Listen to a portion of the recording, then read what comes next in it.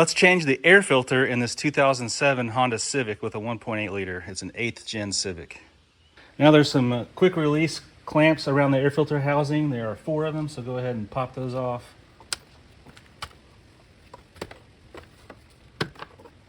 Now the whole housing top should pull off of there. It'll be held on by this wire harness on the side, but you should be able to move it out of the way enough to get your filter out.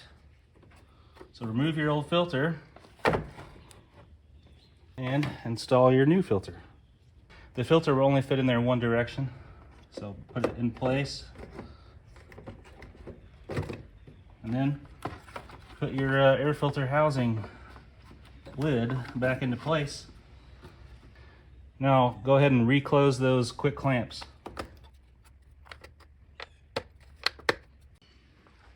All right, this is a quick and easy job, and don't forget to write down the date of when you change your filter in your manual or somewhere in your maintenance records.